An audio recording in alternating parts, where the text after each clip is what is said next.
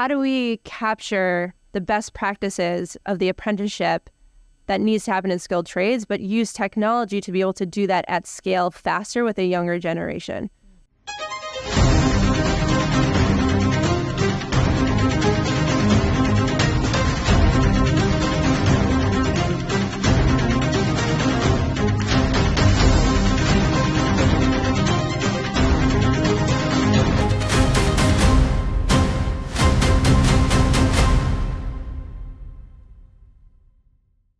Hello and welcome back to another episode of Untapped with UpSmith. We are thrilled today to have a great partner and believer in our mission, Jess Peltz-Zatulove, joining us. Thank you, Jessica, for being here. Thank you for having me. Thrilled to be on the pod. Yay. Thanks for coming on the street. We're in New York live, which is very exciting. Two of us live here. One of us should move here. I'm a very proud Texan. I knew that was Not leave that. And take you. Set him up for the layup. But happy to be here for today. Yay. Jess, I would love for you to tell us who you are, get into the intro, but you've been telling us a fun story offline before we started recording. So I am so interested to hear kind of your background and how did you go from, spoiler alert, Minnesota to New York? Yeah, so I'm the founding partner of Hannah Gray VC. We're an early stage venture capital fund based here in New York, proud supporter of UpSmith. I've been in New York for 21 years now. But before that, I actually grew up in Minnesota, which you only hear when I say I'm from Minnesota. There might be a, sprinkled in depending on how the conversation goes. But I grew up with very, I would say middle class roots. Both my parents worked full time to make ends meet. My mom, I think at one point even worked 2 jobs. But we were always very, very centered as a family unit, always having dinner together on Friday nights, making sure we're doing puzzles or board games or something. But as a kid, I was very competitive always. I was an athlete, played multiple sports through school. But I would say very early on, I really just gravitated towards the art of selling and negotiating and managing people, which I think is something that we were talking about, but in hindsight, when you look at your childhood and growing up and like how it shaped who you are today, you just realize that you're wired from this from day zero. So I remember everything from setting up a camp with all the neighborhood kids and being the one that ran the camp when I was 12 years old. But that was also managing the finances and managing a lot of little people. And I was the one that set up the garage sale and like outsold my brother and anybody else, because this is just like, I very quickly gravitated towards understanding the customer and just like, what did the customer want? What did the customer need? How can I put myself in their shoes and then sell to them around that? So it's what I love to do, selling ads for fundraisers for schools. So I think when you're a business leader, it doesn't just turn on after college. It's really, I think, something about the way that you were brought up and values that were instilled in you. So I love that about my upbringing. And I think a lot of that drive is what ultimately brought me to New York. But I look back at my parents and my grandmother, who I was very close with. My father was, he's a veteran. He was a sergeant in the National Guard. He climbed telephone poles, did not make a career out of it after he got out. But, I think that those just values of discipline and integrity and being reliable are a lot of things that have gravitated and carried over with me as I've moved to New York. Similarly, on my mom's side, we were very close to my grandmother, who's a survivor, came here with no money in her pocket, made ends meet, and just that grit and determination and resilience and perseverance. I feel like all that is kind of what drives somebody to come to New York. So a lot I can dig into there, but I feel like a combination of just early professional experience. Many stories that I can double click on in there, but it was an interesting hindsight. And then I moved here after college, so I can share why I left the Midwest and then ultimately came to New York, because I think that there's a certain type of person that will come Midwest to East Coast and take on the big city. I'm one of those certain type of people. Yeah. Let's double click it. How did you decide, okay, I've got all of this, I can feel this in me, I've got this drive, I've got this grit, resilience, business acumen, even as a child. I kind of want the Tooth Fairy story. Can you give us the 30-second Tooth Fairy story? Sure. So I was just home in Minnesota last week, actually. My 6-year-old just lost her first tooth. She was very excited about the Tooth Fairy, had a lot of actually pretty impressive questions about the logistics behind the Tooth Fairy, which I appreciate for critical thinking. But she wrote her note to the Tooth Fairy. When I was home, my mom had actually saved my letters to the Tooth Fairy when I was that age. And then looking back, I was like, this is ridiculous. I'm negotiating with this imaginary Tooth Fairy and thinking about creative solutions about how I could get more money out of every tooth. So it was everything from, I was really brave and just had these tooth pulled. Can I have an extra $2? To the next letter being like, because this is my 7th tooth, I think I should get $7. To just like, and shamelessly asking for it. And I think as a business leader looking back, something that I feel like you really mature as you grow is just taking the emotion out of asking for a raise, fighting for yourself, and you just need to be very objective and fact-driven about that. So again, just 35 years ago probably at this point, but it's just interesting to see how some people are wired a certain way to just ask for it and go for it, and think creatively to get what they need done for their business. Yeah, deeply rooted. Yeah. So you get to New York City, you have all of this sort of background leading you to come here. What was the experience like in the transition? Yeah, so I went to school at Indiana University. I actually thought I was going to move to Chicago. That was my original master plan. I was in the business school at Indiana. I had a great internship in Chicago before my senior year. I was in final round interviews with a global media agency at the time. I knew who I was going to live with and where I was going to live. I was like, of course I'm getting this job. Of course I'm going to live in this neighborhood. And it was probably one of my first big failure moments is I got to final round interviews and I didn't get the job. And I was like, this is ridiculous. I mean, again, I was 21 years old. It was shortly after 9/11. And I was like, I don't need Chicago. I'm going to go to New York. And my parents were like, oh God, like they were not thrilled about it. But I didn't know anybody here, except for my brother, but he was studying a religious program. So very different social circles. But I just made up my mind that I was coming here. And what I started to do that senior year of college is, again, keep in mind, to date myself, this is 2002. So there was no LinkedIn. There was not, like, the internet was kind of just happening. So I started to obsessively read all the industry trades that I could get my hands on. And so I was studying media and marketing and advertising. And so I would read every industry trade I could get and highlight the names of the people that were quoted in the articles. And I would start to map out what brands were moving between which media agencies and advertising agencies. And so if I would see, oh, FedEx just went from publicist to this group, I'd be like, they must be needing to hire staff.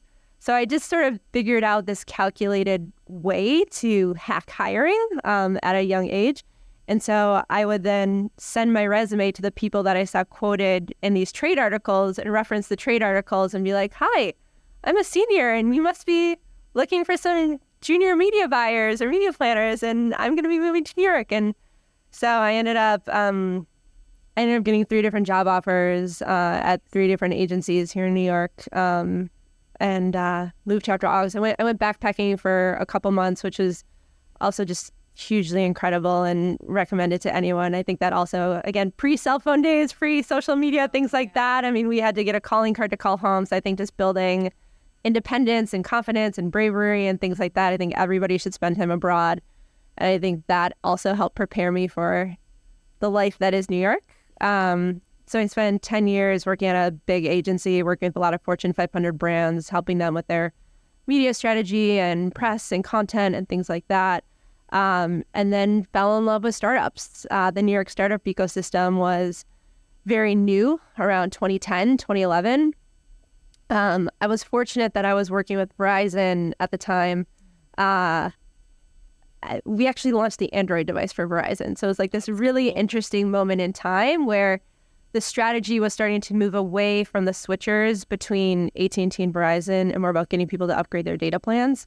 So it was more so being creative about these new technology platforms and how they could help people and improve their daily life and improve their business efficiencies and things like that. So that got me interested in emerging technology and working with startups. And then I left to join a startup, and we really started specializing in helping startups find their first customers and helping big businesses learn how to commercialize emerging technology and how to work with founders and how to really understand how these new solutions and these new applications can really drive business value and enterprise value. So we scaled that business, ultimately went into corporate venture capital about 10 years ago, and then left to start my own firm with my incredible partner, Kate Beardsley, who is just a Wonder Woman. I mean, as are you. You both are, Like, I would say. What a ride. Yes. Let's talk about founding Hannah Gray in 2020. Am I right? Like, you guys went after this during a pandemic. Yeah. How did It you just seemed like a good idea. Yeah, tell me more. I mean, it's surprising and it's not surprising. If you know Kate and I, we've been friends since 2014. We met at that moment in time because it was like, hey, I know one other woman in venture capital. You guys should connect and meet. Which again, back then is just how it was. And so we became fast friends, and we were very, our relationship was always very professional and personal, similar life stages, things like that. And we started co-investing together. We did 2 investments together, and it really became a when, not an if, we were going to start a business together and start building a firm together. And so we actually bought the domain name for Hannah Gray in 2017 when we both only had one daughter. Hannah Gray is named after our oldest daughters, their middle names. But we didn't actually leave and launch it until 2020. So we were very intentional about the market timing, which I think all business owners need to be, about why are you starting this business about this moment in time. And for us, part of it was saving to have the capacity to start our own company, which I think is something that a lot of business owners just resonate with. And part of it is just seeing the talent and some of these forcing functions and these technology innovations that are like, now is the right time to do this. But we waited because we also wanted to make sure that the partnership was really solid, which anybody that is starting a business can empathize with. You need to know who you are getting in business with. These are long-term commitments. They're even more difficult to untangle than a marriage. And so for Kate and I, we really spent a lot of time together. Our families spent time together to make sure that the foundation of our partnership was solid, and that we could not just get along personally and professionally, but our values in terms of how we wanted to build a business, how we wanted to support founders, our belief systems for the types of companies we wanted to back were very aligned. So starting a business in 2020, I officially left my corporate gig in October 2020 after, like I said, a lot of pre-planning, but it was really just a when, not an if.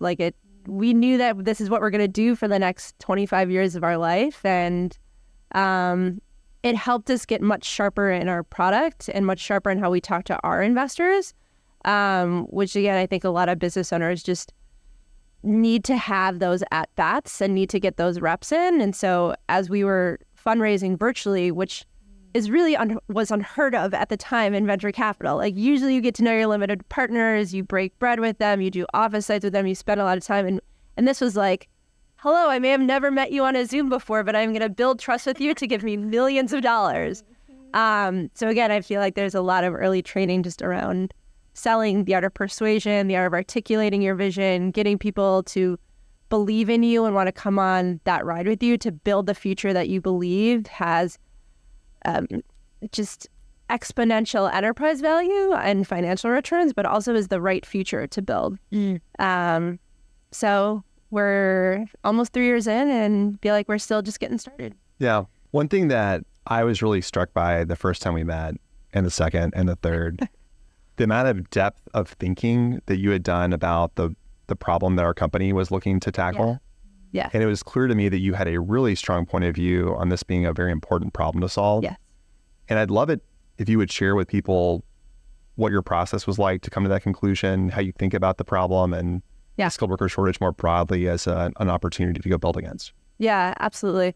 So we first started thinking about this problem in spring 2021, I want to say. It was a couple years before we met and made the investment. And so we have a platform that we call Cultural Vibrations. And that's really tracking a lot of these tensions and a lot of these sediments that we see bubbling under the surface to really look to understand the behavior of consumers and students and workers and business owners to understand like what are their pain points, what are their problems.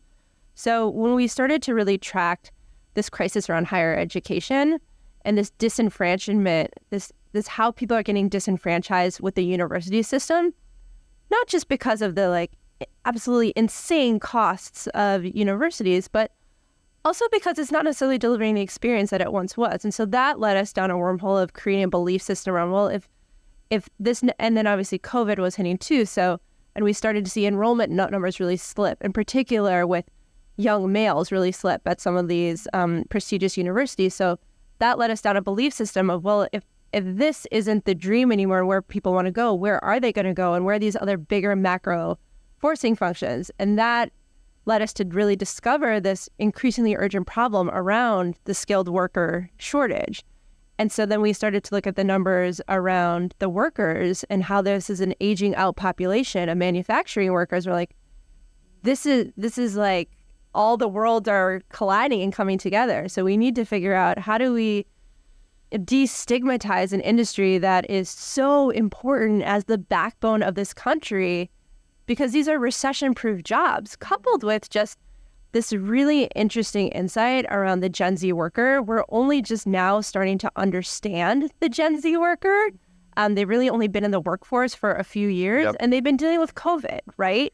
And so this is a workforce that probably saw their parents get laid off in 2008, 2009. They may have seen their parents get laid off during COVID. They may have not had a graduation or not had some of these life moments because of this traumatic moment in time that we just experienced as a country. So there's going to be other pathways and new, stable, flexible career options that they're going to want. So as we started to just learn about and uncover it, we started to have this deep belief system around how skilled work is going to make Gen Z the tool belt generation, which now a couple years later, like after we wrote this, we're starting to say, I think there was just a Wall Street Journal article about how Gen Z is a tool belt generation. And so if you look at just some of the inherent sediment about what they're looking for, they're looking for that flexibility. They're looking to have entrepreneurship. They're looking for something that can be more recession-proof and they can control their own. But then we see that manufacturing, there's over, Wyatt, you would know better than me, over 1 million jobs and it's going to, triple by 2030? That's right. So it is this increasingly urgent problem that we have in this country. So we just believe there's going to be a massive reframe around this as a viable career path and a sought-after career path for this younger generation, coupled with the avalanche of technology solutions that are going to help facilitate and drive that change. So that was really part of our just like underlying thesis and belief system that led us to incredible companies and founders like Wyatt. It jumped across the Zoom screen in terms of building trust. You've thought deeply about the problem, and also there's lots of people listening who are contemplating or right now hiring Gen Z workers. And so they have young people in their companies and they're wanting to have a good experience for them, but there are challenges. So I'm curious what you've learned about managing Gen Z workers that you would say are good lessons. Yeah, it is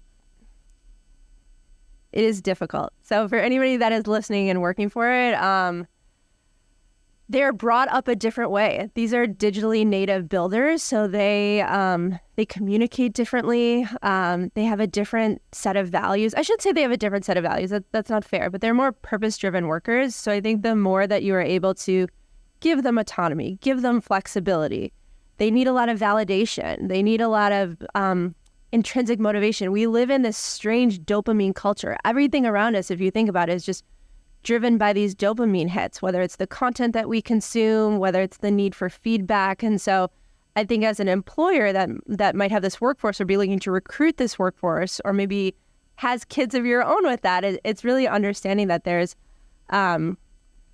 there's a lot that's going on that they've had to deal with growing up, from a political standpoint, from an environmental standpoint, from a student debt standpoint. And so it's just, this is a generation that has dealt with a lot of trauma, but in a very accelerated way, in a very condensed, accelerated way. And so we're seeing a lot of people develop these programs for Gen Z workers that are radical transparency and candidness and reinforcement, as a way to retain them, keep them motivated, and then also making them feel like they're the master of their own domain, which I think is really important. But remote work is, I think, really changed the face, which is less applicable for skilled trades. But I think there's just nuances of that apprenticeship and that serendipitous training that has been lost a little bit that is starting to be brought back. There's one insight that we had, that was this fascinating blog post that I read recently that kind of sums up this nostalgia culture that we also see.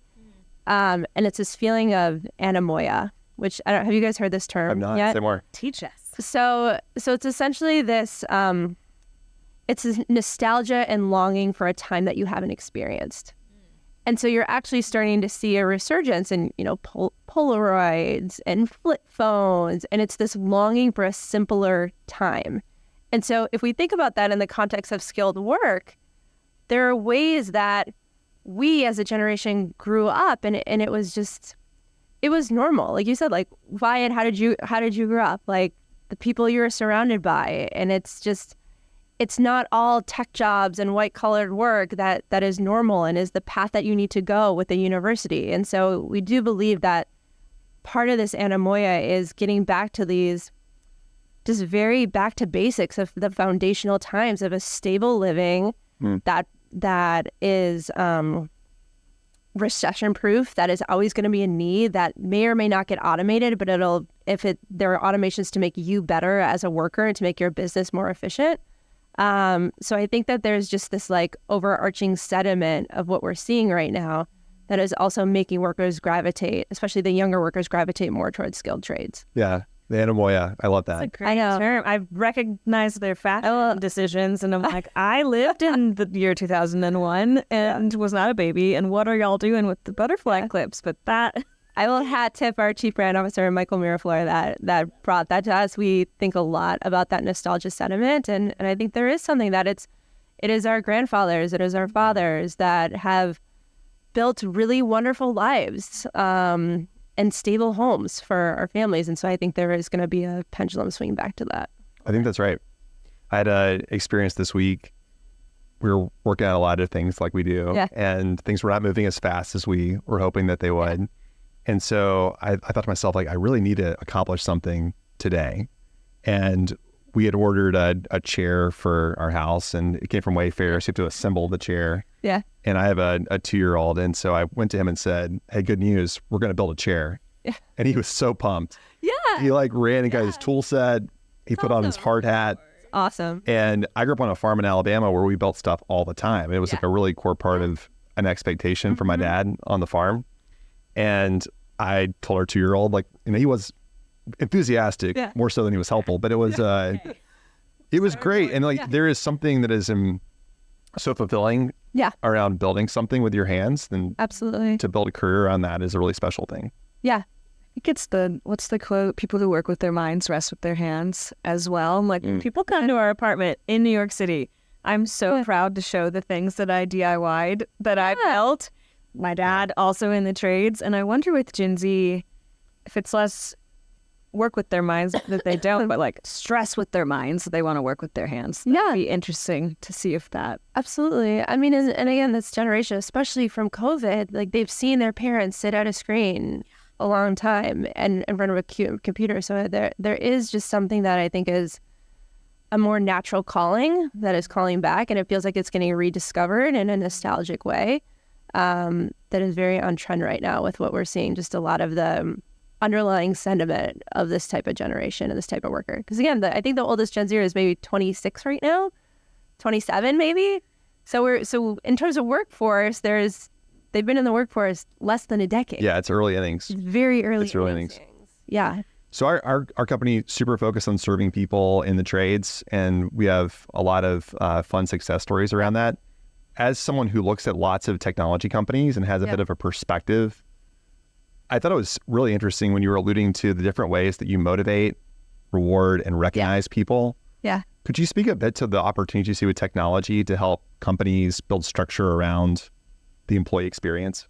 Yeah. I mean, I think that what's really important to recognize is that these are digitally native builders. And so there's a different level of expectations around how they interact with technology and how technology is going to benefit them and their job and their compensation that is tied to that. So I think that there's a huge opportunity to live behind the scenes, but in a way that is just intuitive to them and that they expect it. Again, going back to that dopamine culture. So when you're getting a positive reinforcement, it's going to make you want to do it more. And so I think that it's also just interesting to think about the knowledge transfer and the apprenticeship. And I don't want to say automating it away, but it's how do we capture the best practices of the apprenticeship that needs to happen in skilled trades, but use technology to be able to do that at scale faster with a younger generation. So I think it's going to be a little bit of this intertwined. I think there's going to be a lot of interesting machine learning that can be done. I think that there's going to be a lot of different gamification that can be done on that front also. So I would really think about it as like, what does the worker want and what are they going to respond to, and how can we build around that in a way that is going to drive business results? And that's going to take experimentation because I think people are motivated by different things, but it's giving them the tools and the infrastructure that allows you to build towards that is creating the behavior and the craft and the skill that is ultimately the business objectives that the company needs. Yep. No, that's really insightful. And I'm sure that a lot of people listening to this have contemplated an AI strategy for their teams, but the folks that we talk to sometimes feel a little skeptical about the application. And so I'd love to learn from you about what you've seen as applications that make a lot of sense given the current state of large language models and where AI technology is. Yeah, I think when we talk to different Fortune 500 brands and things like that a lot about, I was like, what do we do about the AI? just like it was like, what do we do about the internet? And that's okay. We're still in very early innings there. But I think for a lot of companies, it's also first thinking about what problem do you want to solve? What data do you have? What do you want it to do? Where is your business breaking down that you feel like you can be more efficient? Because again, we are still in the early innings, so it's not necessarily for everybody. It's again, thinking about what is right for your business. Some tangible applications for AI. I think it can be everything from better hiring and better screening to better filter out candidates, reading through different resumes or finding candidates, things like that. Obviously, there's a lot of incredible things you can do with AR for training. I think that's a really interesting application, not AI, but just something in like the broader lens for that. We're seeing things around autonomous agents for industrials and manufacturing, a new framework called machine teaching. That is more for supply chain and manufacturing. So again, it's about that knowledge transfer. So to me, I think a lot of AI is what data do you have? And it doesn't just have to be tangible data. It can be human capital data.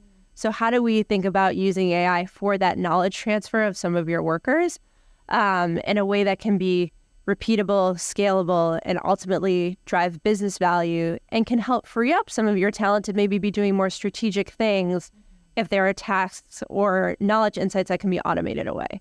So again, I would think about like, what is your talent? What is your intellectual capital that you have? What is unique and proprietary to you?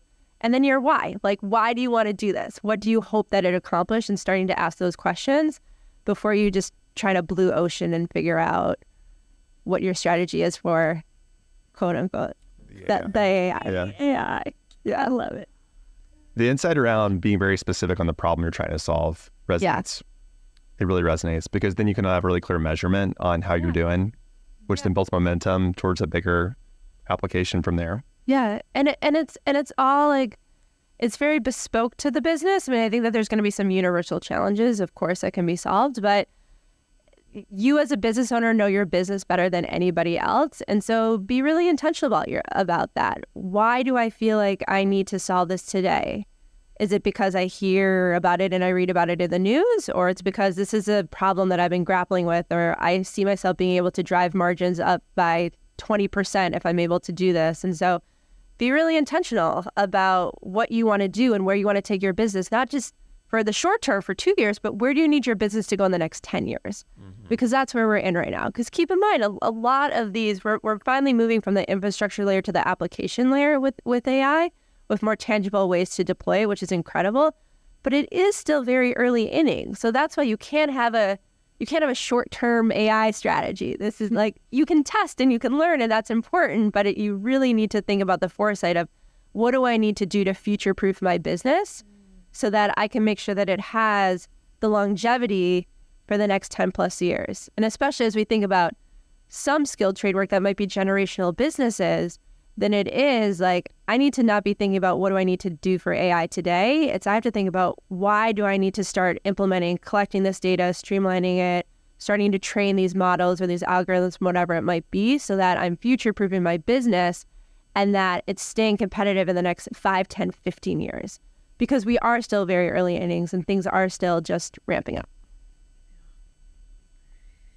Oh, we could go so many ways right now, but I would be remiss if we did not touch upon your personal work with female founders. I would love to talk. I want to get your accolade correct.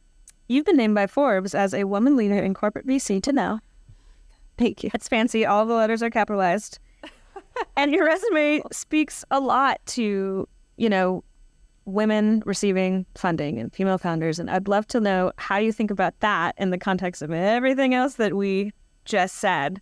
Yeah. I have a lot of thoughts on it. I mean, the stats are dreary. Less than 2% of venture capital goes to female founders. Our portfolio at Hannah Gray, we back all founders. I think about 60% of our companies are women or minority-led businesses. But I actually spend more time with women in venture capital. So I'm not a stranger to being the only woman in the room. It's a very male-dominated industry, which I empathize with that in skilled trades and construction. And I would love to see more women getting into the skilled trades because it is such an incredible opportunity.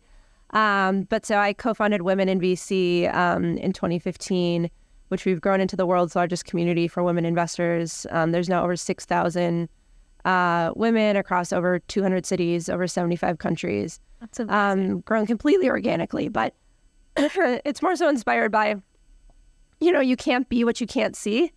And so often, and I think there's probably a lot of parallels with women in skilled trades, is community is so important because you're often the only woman in your city or in the region or in your state. And so having that community for shared professional resources, just support in those types of work environments, it's only going to help recruit more women in. So that's obviously been my experience in venture capital. Only about 5.6% of all venture capital firms are founded by women, are women-led. So there's not that many of us. We track about 1,000 of them globally. That's not everybody, obviously, but even if we only capture half of that, it's insane that there's a profession of probably less than 5,000 women that are founding GPs, to be clear. Plenty more women investors, but founding GPs in venture capital. And it's important because until you really change the face of people controlling the capital, that's going to trickle down to what types of markets they believe are going to deliver exponential returns and what type of customers they believe products need to be built for. So very passionate about that. But I hope that there can just be like this similar wave around recruiting more women into skilled trades, because I think a lot of it is messaging, it's education, it's recruitment, it's community. And I think that's part of the way we're going to be able to solve the skilled worker crisis in the coming decade. Amen. Yeah. Boys can do it. We met I think about the welders in Alabama constantly. Also met some incredible women who are welders working on naval ships. It was so badass. They let me do it for 2 seconds, and I was like, I feel so strong and empowered, but they're doing this all day long. It's hard. Yeah. But they were just like, why couldn't we do it? Well, they have incredible attention to detail. 100%. And their ability to follow very prescribed workflows, extremely high. Yeah. They had a lot of emotional intelligence that was playing out I think, in that job setting too. So they were inspirational people. Safety, like fire Totally. everywhere. Yeah. Very hot things. It was, I think about that all the time. So agreed. Yeah. Totally. Never going to be enough. We should do a lightning round. Yeah. I have to get them out because otherwise I get sidetracked and it turns into very much not rapid fire and more. Now we're having Rapid fire. Okay, Aspiration. I will try to be more concise with mine. It's not you. Trust. It's okay. Well, let's start with a book rec because I love a book rec. What is a book that you would recommend to our audience, which ranges from... The frame of this one is something that like led you to change your behavior. So you read this book and then your behavior was different afterwards. I just finished The Essentialist. Ooh. I'm blanking on the author's name, but it's McCone? very easy to... McCune. Yes. Yeah. Yes, we could do it. Yeah, so I thought that was an excellent book because it really just forces you to think about, do you need to do everything? Do you need to say yes to everything and saying no more often and really honing in on what is essential that is going to move the needle? So that was excellent because you are always pulled in every direction as a business owner and really staying focused and disciplined on what needs to be done to drive business value. I thought that was a great read. Jess does a very good job of getting lots of things done. So I appreciate. We'll definitely check that rec from you. A podcast besides Untapped with UpSmith that you'd recommend giving a listen? Oh, man. What has been on my podcast list lately? I listen to a lot of venture podcasts, which I feel like might be less interesting. The Carta podcast is pretty good. The Strictly VC podcasts, they have great things too. So I wish I had a better Listen, one. our audience wants to know Yeah. what you listen to. You did not have to say venture expert. I say that. So, Carta podcast, But obviously, shameless plug, the Untapped podcast is excellent. obviously. Better now that you're on it. That's right. We appreciate that. Any tools, especially underrated ones, that you enjoy using in your life? Like, how are you keeping all of the things? Productivity tools is the way there. Obviously ChatGPT, but I feel like that's a no-brainer. But I've been using Perplexity.ai more than ChatGPT lately. Let's go. Second time in 24 hours that Perplexity has come up. Yeah. For us. So, Yeah, I'll kind of depends what I need. Like I'll still use ChatGPT a lot for task-oriented things, but for information search gatherings, I'll use Perplexity more. I find it to be faster, more reliable, and just more a tighter package. Highly recommend it. That's great. Yeah. I was using it this morning. So we're in the wild. Yeah. Well, Dimitri and Emily, if you're listening, we're hyping Perplexity.